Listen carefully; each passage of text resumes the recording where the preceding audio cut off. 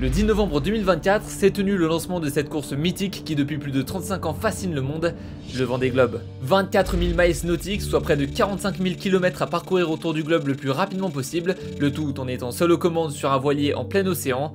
Tel est le défi colossal de cette course de tous les dangers. Si la quasi-totalité d'entre vous connaissent au moins cette compétition de nom, très peu se doutent de la complexité du trajet, de la solitude extrême que ressentent ces skippers livrés à eux-mêmes évoluant dans l'immensité des océans, ou encore la difficulté à trouver le sommeil tant le focus doit être constant. Les accidents ne sont pas rares, les abandons aussi. En 9 éditions, seuls 114 skippers ont réussi l'exploit de boucler ce tour du monde sur plus de 200 participants. Rien que le fait de compléter cette course représente déjà un défi inhumain, mais ce qu'il y a de plus difficile encore, c'est de marquer son histoire en remportant un record du monde de rapidité. Je vous parle ici de skippers de renom qui ne se sont pas juste contentés de simplement boucler le trajet, mais de se battre contre la force des océans pour atteindre le Graal.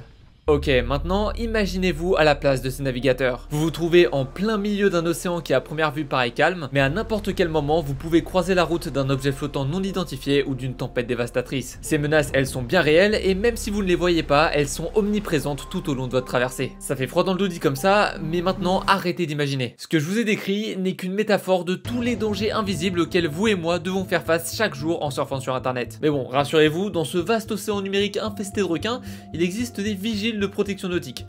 Ou VPN. Ouais, contrairement à ces skippers en solitaire, on a le luxe de pouvoir être accompagné sur notre voilier, et aujourd'hui je vous présente celui qui me protège sur le mien, Surfshark VPN. Comme son nom l'indique, il connaît très bien les requins cachés dans les profondeurs de ce grand océan, capable d'absonner mes données personnelles quand j'ai le dos tourné, et des compétences s'il en a plus d'une. Par exemple, quand tu te connectes au wifi public d'un resto, tu ne le remarques pas, mais tu te trouves virtuellement dans des eaux infestées de piranhas mangeurs de données personnelles. Mais perso, grâce à Surfshark, mes données sont encryptées de sorte à ce qu'elles ne les attirent pas, c'est tout l'objectif d'un VPN ou réseau privé virtuel.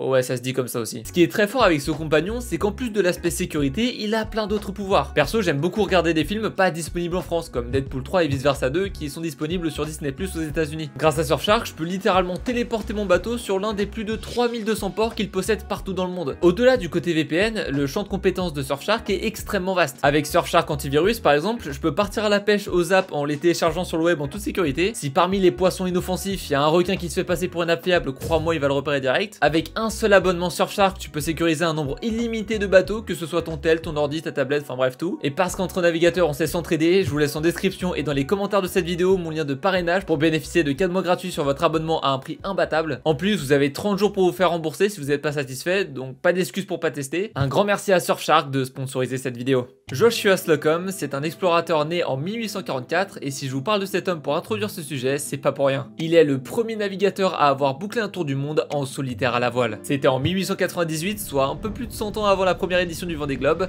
et il a réussi cet exploit en un peu plus de 3 ans. Retenez bien cette info car on va y revenir. Après cette consécration, les courses à la voile vont prendre un grand boost de popularité au cours du XXe siècle. En 1868, le journal britannique The Sunday Times organise la première course à la voile en solitaire et sans escale autour du monde, que vous connaissez sûrement de nom, le Golden Globe. À l'issue de cette course, le navigateur Robin Knott Johnston est sorti vainqueur de l'épreuve après un total de plus de 300 jours de navigation. Sur les 9 bateaux ayant pris la mer, il fut le seul à franchir la ligne d'arrivée. Avec le temps, cette compétition a pas mal évolué, et en parallèle, d'autres courses de ce style se sont notamment développées comme le BOC Challenge en 1982, un tour du monde à la voile comprenant plusieurs escales cette fois-ci. Et parmi les 17 concurrents présents le jour du départ, un navigateur encore inconnu du nom de Philippe Gentot va marquer l'histoire de cette compétition en remportant haut la main cette course en 159 jours de navigation seulement. À l'époque, cet exploit avait littéralement retourné l'industrie, mais croyez-moi, nous sommes encore bien loin des temps ahurissants plus récemment réalisés par certains des plus grands skippers du globe. Cette réussite a un goût amer pour Philippe Gentot qui s'est mis à constater que les courses autour du monde en solitaire avec escale comme le BOC ne représentaient pas vraiment le défi ultime qu'il recherchait. Ça peut être difficile à croire, mais oui, pour lui ça ne suffisait pas. Son souhait le plus profond c'était de créer une épreuve plus exigeante, sans escale ni assistance, permettant aux skippers qui y participeront de repousser leurs limites et de naviguer dans les conditions les plus pures et les plus difficiles. Cette vision, il l'a entretenue pendant plus de 7 ans, et c'est en 1989 que le plus gros projet de sa vie a enfin pu voir le jour. Son nom ? Le Vendée Globe. Une course à la voile en solitaire, sans escale ni assistance, qui débute et se termine au Sable d'Olonne. Le tracé est le suivant. Les skippers devront descendre l'océan Atlantique, contourner le cap de Bonne-Espérance à la pointe sud de l'Afrique, traverser ensuite l'océan Indien, passer au sud de l'Australie en franchissant le cap Leeuwin, puis naviguer dans l'océan Pacifique jusqu'au cap Horn, à l'extrémité sud de l'Amérique du Sud. Enfin, ils devront remonter l'Atlantique pour revenir au Sables d'Olonne, leur point de départ. Ce parcours couvre environ 45 000 km et cette course répond à toutes les attentes de Philippe. Le Vendée Globe est né, passons aux choses sérieuses. Sur la ligne de départ cette année-là, 13 navigateurs ont répondu présents à l'appel, dont 11 Français, un Sud-Africain et un Américain, tous déterminés à marquer l'histoire de cette course tout en flirtant avec leurs limites physiques et psychologiques. Ils sont comme des bêta-testeurs d'une des courses les plus extrêmes jamais élaborées, et c'est en pleine connaissance de cause qu'ils se sont lancés à l'assaut de ces vastes océans en solitaire. À bord de leur navire, aucun médecin, aucun collègue pour prendre le relais, une simple blessure ou une maladie peut donc anéantir tous les efforts des navigateurs. Ils doivent constamment veiller à la direction de leur voilier, aux conditions météorologiques changeantes et extrêmes et aux annonces radio de l'organisation de la course, impossible donc pour eux de faire des nuits complètes de 6 à 8 heures. Enfin ça on en reparlera un peu plus tard. En bref, faut faire preuve d'une parfaite autonomie. Si tu t'ouvres un membre, c'est à toi de le recoudre avec les moyens du bord. Si t'es pris au piège dans une tempête, c'est à toi de te battre pour ne pas te retourner. Le danger est juste omniprésent et ces 13 navigateurs le savent. Le 26 novembre 89, le départ est officiellement prononcé et très vite, les premiers accidents vont survenir. Quelques semaines après le départ, le français Philippe Poupon chavire en plein océan. Son bateau se retrouve couché sur le flanc, mais heureusement, il a finalement pu être sauvé par son concurrent Loïc Perron. Un peu plus tard, c'est au tour de Guy Bernardin d'abandonner à cause d'une rage de dents. Le jour du départ, il avait simplement consommé un sandwich, mais une croûte de pain s'était coincée entre sa gencive, provoquant une douleur intense qui s'est aggravée au fil des jours.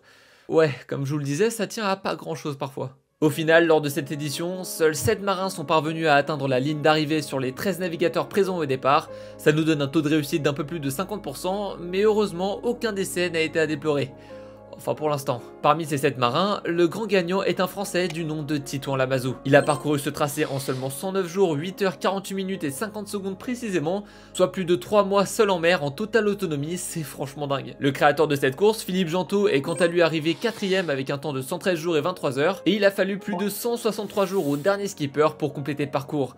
Les écarts entre tous ces scores sont franchement énormes. Dans sa globalité, cette première édition s'est plutôt bien déroulée, et ce n'est que 3 ans plus tard qu'une deuxième édition va être organisée. Pour cette nouvelle édition, seuls 5 des 13 participants présents lors de la première course sont revenus à la charge. Le recordman Titouan Lamazou n'est certes pas présent pour tenter de battre son précédent record et confirmer sa place de numéro 1, mais cette année-là, la concurrence est particulièrement rude. Il y a des Français, des Anglais, des Américains, un Espagnol, un Hongrois, il y a de plus en plus de talents internationaux qui se montrent intéressés par cette course, et sur la ligne de départ, on compte pas moins de 15 navigateurs.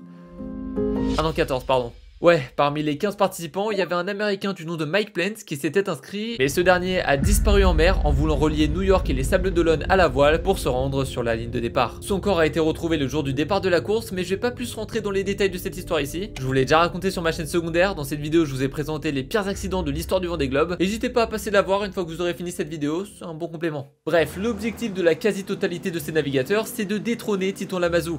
Mais à l'issue de cette course, le skipper Alain Gauthier arrive en tête avec un temps de 110 jours et 2 heures, soit seulement 18 heures de plus que le record de Lamazou. Il reste indétrônable cette année-là, mais pour combien de temps encore ? Malheureusement, cette édition fut bien plus difficile que la précédente niveau perte humaine et accidents. Lors de la course, en plus de la disparition de Mike Plant avant le départ, l'anglais Nigel Burgess a lui aussi disparu le lendemain seulement après son départ. Il a été victime d'une tempête et d'un océan agité qui l'a projeté par-dessus bord. Ouais, les conditions météo extrêmes et changeantes, c'est l'un des plus gros risques auxquels les skippers doivent faire face tout au long de leur parcours. Comme je vous le disais plus tôt, ils doivent constamment surveiller les prédictions météo et réagir le plus vite possible en cas de problème.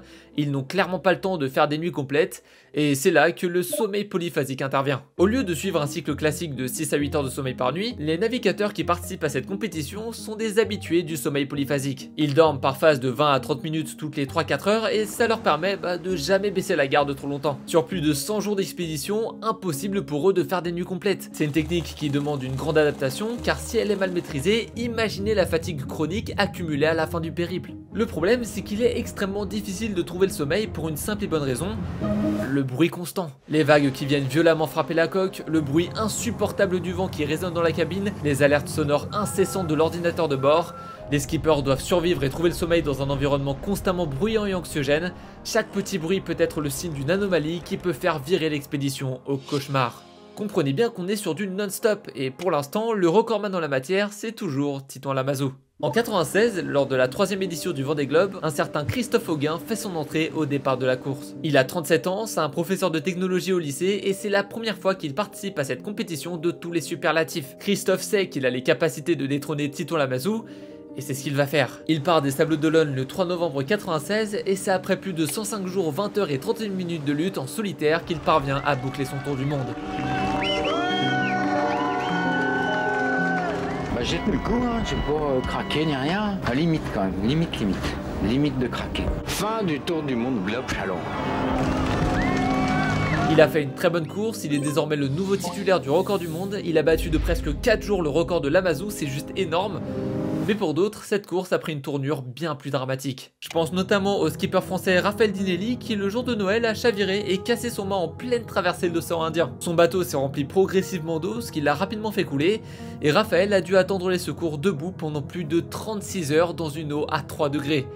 Ouais, ces images font particulièrement froid dans le dos. Heureusement, il a été sauvé par un certain Pete Goss, un concurrent anglais qui s'est dérouté et qui a dû naviguer contre le vent dans des conditions juste désastreuses pour venir le sauver. Ce que j'aime beaucoup avec cette histoire et cette compétition en général, c'est qu'au-delà d'être des simples concurrents, tous les skippers qui y participent font vraiment preuve d'entraide en cas de force majeure. Certes, la course est censée se dérouler en solitaire et toute assistance extérieure entraîne automatiquement une disqualification, mais dans ce genre de cas où il y a vraiment besoin de renfort, les premiers à pouvoir venir en aide, ce sont les concurrents eux-mêmes.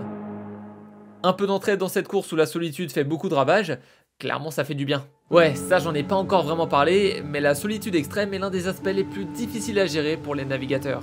Imaginez-vous seul sur un voilier pendant plus de 100 jours, le stress est omniprésent, vous dormez uniquement par phase de 20 à 30 minutes pour ne pas baisser la garde et rester à l'affût du moindre problème technique, et par-dessus tout, vous êtes seul aux commandes.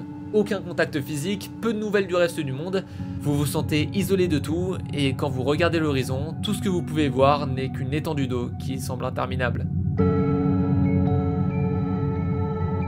Alors certes, à bord, il y a une radio, il est même possible de passer des appels vidéo avec ses proches, mais tout ça ne peut pas remplacer de vrais contacts sociaux. Le Vendée Globe, c'est aussi une épreuve qui permet aux participants de se reconnecter avec eux-mêmes. Ils sont seuls à bord de leur voilier, leur destin est entre leurs mains, ils ne peuvent compter sur personne sauf en cas d'extrême urgence pour éviter une disqualification. Psychologiquement, c'est très difficile à supporter. Malgré l'aspect solitude, la difficulté du parcours, la dangerosité de la météo et le rythme de sommeil difficile à supporter, Christophe Auguin a réussi à battre le record de Lamazou. Mais ce qu'il ne sait pas encore, c'est que son règne ne va pas durer aussi longtemps qu'il espérait. Lors de la 4e édition du Vendée Globe, ce ne sont pas 13 ni même 15, mais bien 24 navigateurs qui ont répondu présents le jour du départ. Parmi ces 24 participants, on y retrouve des habitués comme le français Yves Parlier qui en est à sa 3e participation tout de même, mais il y a surtout beaucoup de nouveaux. Et cette année-là, les records vont littéralement s'envoler. À l'issue de cette 4e édition, on parle non pas de 1 ni de 2, mais bien de 3 participants qui ont réussi à passer sous la barre des 100 jours. Moins de 100 jours pour réaliser un tour du monde à la voile, c'est lunaire. En tout, ce sont 6 skippers qui ont battu le record détenu par Christophe Auguin cette année-là.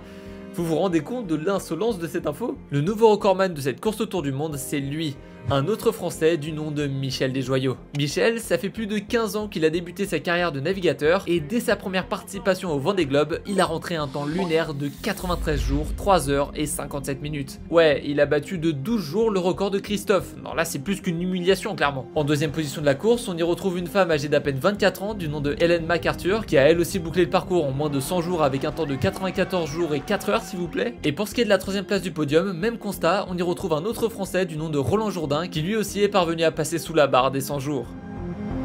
Qu'est-ce qui s'est passé cette année-là en fait? Comment en seulement 4 ans les records ont tant évolué? Eh bien écoutez, il y a pas mal d'explications. Déjà, les bateaux de la classe IMOCA ont bénéficié de pas mal d'améliorations entre ces deux éditions, notamment au niveau de leur conception. Ils se sont mis à utiliser des matériaux composites bien plus légers et rigides, ce qui a donc pas mal amélioré la vitesse et la maniabilité des voiliers. Par exemple, sur le voilier de Michel Desjoyaux, on y avait installé une quille pendulaire bien plus innovante qui lui a offert une meilleure stabilité et donc de meilleures performances. Forcément, le progrès technique y est pour beaucoup, mais croyez-moi, c'est loin d'être la seule cause de l'évolution de ces records. En analysant les performances des précédentes éditions, les skippers skippers ont aussi acquis une bien meilleure connaissance du parcours, et cette expertise leur a permis d'optimiser leur trajectoire et de naviguer plus efficacement. Bon, malgré tous ces exploits, il y a quand même eu pas mal d'abandons. Sur les 24 bateaux qui sont partis des Sables d'Olonne, seuls 15 ont franchi la ligne d'arrivée dans les règles de l'art. Il y a eu un total de 9 abandons, principalement pour cause d'avaries techniques. Ouais, parce que sur cette course, faut pas simplement être bon, faut aussi croiser les doigts et bien entretenir son voilier pour qu'il tienne le coup. Dans un environnement pareil, le moindre problème technique pourrait avoir de très grandes conséquences. Donc ouais, faut vraiment faire gaffe et espérer que le bateau résiste tout le long du périple. En seulement 4 éditions et plus de 10 ans d'existence, le premier record de cette course détenu par Titon Lamazou a été battu de plus de 16 jours. C'est vraiment dingue quand on y pense, et depuis, cet écart n'a fait que de se creuser davantage au fil des éditions. Nous sommes maintenant en 2004 et sur la ligne de départ, 20 bateaux sont engagés. Parmi eux, on y trouve celui d'un skipper français qui a débuté sa carrière de navigateur 10 ans plus tôt et qui compte bien marquer l'histoire de cette course. Je vous présente Vincent Rioux. Entre 1994 et 2003, il n'a fait qu'enchaîner les compétitions et les succès, mais jamais il ne s'était encore attaqué à la prestigieuse course du Vendée Globe. Pourquoi? Tout simplement parce qu'il attendait le bon moment. Le truc, c'est que Vincent, au-delà d'être un très bon navigateur, c'est aussi et surtout un préparateur de bateaux à la base. Le gars qui a conçu 4 ans plus tôt le voilier du recordman Michel Desjoyaux, c'était lui. Effectivement, avant de s'engager en tant que skipper, il a accumulé énormément d'expérience en bossant comme préparateur de bateaux pour Michel, et cette période, elle lui a permis de développer une compréhension bien plus approfondie de chaque aspect technique et stratégique de la course. Quand tu connais par cœur le fonctionnement de ton bateau, forcément t'es excellent quand il s'agit de le piloter ou de le maintenir en bon état. C'est donc avec un bagage de connaissances bien plus important que l'écrasante majorité des skippers que Vincent a pris la route à bord du même bateau qui a servi à Michel 4 ans plus tôt, le PRB. Est-ce que tout le savoir qu'il a acquis à force de travail s'est finalement révélé positif pour sa course? Bien sûr que oui. Il a géré sa traversée comme personne, il n'a pas eu d'accro majeur pendant sa course, et c'est en seulement 87 jours, 10 heures et 47 minutes qu'il est finalement parvenu à boucler son tour du monde. Il a battu de 6 jours le précédent record détenu par Michel, c'est un exploit. Mais ce qui a surtout marqué cette édition du Vendée Globe, ça a été l'intensité du duel qu'il a livré contre son concurrent, Jean Le Cam. Naviguant souvent à la vue l'un de l'autre, ils ont franchi ensemble les caps de Bonne-Espérance, Leeuwin et Horn, et leur compétition était si serrée que malgré les dizaines de milliers de kilomètres parcourus, l'écart entre les deux ne restait que minime. Faut dire que Jean Le Cam, c'est pas n'importe qui, c'est lui aussi un très grand skipper qui a commencé sa carrière il y a 22 ans de cela, et techniquement c'est un poids lourd que beaucoup surnomment le Roi Jean. Il a mené la course une bonne partie du temps cette année-là, notamment lors du passage du Cap Horn, mais de son côté, Vincent a su mieux exploiter les conditions météorologiques lors de sa remontée de l'Atlantique, ce qui lui a finalement permis de prendre l'avantage. Et il a finalement terminé en première position avec seulement 7 heures d'avance sur Jean. De A à Z, cette course a été très serrée et les deux skippers ont décidé de remettre le couvert pour l'édition de 2008. Vincent voulait améliorer son temps, Jean voulait gagner cette course et prendre sa revanche. Mais malheureusement, tout ne s'est pas passé comme prévu cette année-là. Nous sommes le 9 novembre 2008 et c'est le jour J. Les 30 skippers participant à la 6ème édition du Vendée Globe font leur départ, tous prêts à affronter des prochains mois difficiles. Parmi eux, on y retrouve nos deux navigateurs de renom, Jean Le Cam et Vincent Rioux. C'est l'heure du deuxième round. Malheureusement, moins de 2 mois après le départ le 6 janvier, Jean Le Cam chavire à l'ouest du Cap Horn. La situation est extrêmement critique, en témoignent ces images, son voilier est complètement retourné et Jean se trouve piégé sous la coque. Heureusement, dans son bateau, il y a une trappe qui lui permet de sortir en toute sécurité, mais sans sauveteur, impossible pour lui de l'ouvrir. Bah ouais, s'il s'amuse à l'ouvrir, il finirait par dériver seul hors de son bateau, ce qui n'est absolument pas le but recherché, on s'entend. Jean se trouve donc condamné, il arrive à se réfugier dans une poche d'air en attendant les secours, et ce n'est que 12 heures plus tard qu'un de ses concurrents arrive enfin à l'atteindre pour le sauver. D'ailleurs, ce concurrent, c'est pas n'importe qui. Ouais, je vous parle bel et bien de Vincent. Bon, je me rends compte en vous racontant cette histoire que je vous ai complètement spoilé le début de la vidéo de ma chaîne secondaire, mais bon, fallait vraiment que je vous la raconte ici parce que je trouve que cette histoire elle est folle. C'est pour ce genre d'histoire de rivalité, de sauvetage et d'entraide que j'aime autant suivre cette course. Vous vous doutez bien qu'après tous ces événements, ces deux navigateurs se sont beaucoup rapprochés et c'est aussi ça le Vendée Globe. Un moyen de rencontrer et de tisser des liens forts avec d'autres skippers passionnés malgré l'aspect solitaire de la course. Après cet accident, Jean Le Cam a dû déclarer forfait. Vincent quant à lui est arrivé en 3ème position après un reclassement suite au sauvetage de Jean, et lors de cette même course, son record du monde a été battu par Michel Desjoyaux. Comme quoi, le monde est petit. Et oui, Michel a fait son grand retour sur la première marche du podium cette année-là avec un temps spectaculaire de 84 jours, 3 heures et 9 minutes. C'est sa 2ème victoire en Vendée Globe et encore aujourd'hui, c'est le seul skipper à avoir gagné 2 fois cette course. J'ai pas les mots, c'est juste fou cette histoire. Bon, depuis le début de cette vidéo, vous vous demandez sûrement quelles sont les récompenses financières associées au Vendée Globe. Faut savoir qu'avec le temps, les gains des skippers n'ont fait qu'augmenter. Et ça, c'est surtout dû à la hausse de popularité de l'événement. Il y a de plus en plus de sponsors qui investissent de plus en plus de grosses sommes et clairement, ça se ressent sur les récompenses. Cette année, par exemple, la dotation globale s'élève à 800 000 €. 200 000 € pour le premier arrivé, 140 000 pour le deuxième, 100 000 pour le troisième et ainsi de suite jusqu'au 10e. Cela représente donc une cagnotte totale de 700 000 € pour les 10 premiers, tandis que les 100 000 restants seront répartis entre tous les skippers ayant terminé la course au-delà de la 10e place. En somme, si t'arrives à boucler ton tour du monde sans te faire disqualifier, tu peux toujours gratter un peu d'argent. Mais bon, le plus rentable c'est de finir dans le top. Bref, 84 jours pour boucler un tour du monde à la voile, on vient de le voir, c'est un exploit franchement dingue. Mais pendant ce temps-là, dans l'ombre, une nouvelle génération de skippers se prépare, prête à pousser les records dans une autre dimension. Nous sommes en 2012 au départ de la 7e édition du Vendée Globe. Ouais, déjà la 7e, on vient quand même de retracer dans les grandes lignes plus de 20 années d'édition, c'est juste énorme. Sur la grille de départ, il y a des têtes que l'on connaît bien maintenant, comme le fameux duo Jean Le Cam et Vincent Rioux, mais il y a aussi beaucoup de nouveaux comme chaque année, des skippers de plus en plus jeunes, bien déterminés à marquer eux aussi l'histoire de la compétition. Parmi eux, on y retrouve un certain François Gabard. Il fait partie de cette nouvelle génération de skippers, il n'a que 29 ans et ça fait depuis ses 14 ans qu'il pratique, et malgré son jeune âge, il est plein d'ambition. Cette course, il veut la remporter en surpassant les performances des navigateurs de cette ancienne génération qu'il a tant admiré. Bon, le truc c'est que faire face à des grands habitués de cette course bien plus expérimentés comme Jean Le Cam, c'est pas une mince affaire. Il en est à sa 3e participation, tout comme Vincent Rioux, qui lui a remporté l'édition de 2004 et fini 3e lors de l'édition de 2008, rappelez-vous. François sait qu'il va devoir affronter certains des plus grands skippers de la planète, mais il reste confiant malgré tout. Le départ est donné pour les 20 skippers le 10 novembre 2012 au Sable d'Olonne, ça bouge pas. Et dès le début de la course, François se positionne rapidement parmi les leaders. Très vite, il va prendre de l'avance, mais le truc c'est qu'il y a un autre jeune skipper de renom qui le suit de très près et qui arrive à le dépasser par moments. Son nom, Armel Lecléache.